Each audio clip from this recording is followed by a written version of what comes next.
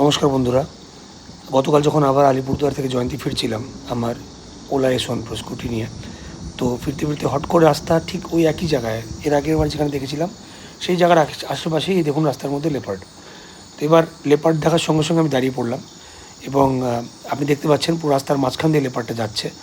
এবং আমরা যেহেতু ছোটোবেলার থেকে জঙ্গলে বড় হয়েছি, জঙ্গলে মানুষ হয়েছি আমরা এখানে, তো আমরা জানি যে এই সমস্ত সিচুয়েশনে কী করতে হয়। নর্মালি এরকম রাস্তায় একা থাকলে পরে আপনারা হয়তো ভয় পেয়ে যাবেন, কিন্তু আমি একাই ছিলাম এবং সেখানে যখন দেখলাম যে লেপার্ডটা রাস্তার মধ্যে যাচ্ছে তো আমি চুপচাপ দাঁড়িয়ে পড়লাম। ও নিজের রাস্তার মতো নিজের মতো গিয়ে নিজের জঙ্গল ঢুকে যাবে। কখনো ওয়াইল্ড লাইফকে জঙ্গলের মধ্যে ডিস্টার্ব করবেন না। ওয়াইল্ড লাইফ তার নিজের জায়গায় চলে যাবে, নিজের মতো করে থাকবে। আর আপনারা কখনও চেষ্টা করবেন না ওয়াইল্ড লাইফকে ডিস্টার্ব করা, ওদেরকে ইরিটেট করার, তাহলেই বিপদ ঘটতে পারে।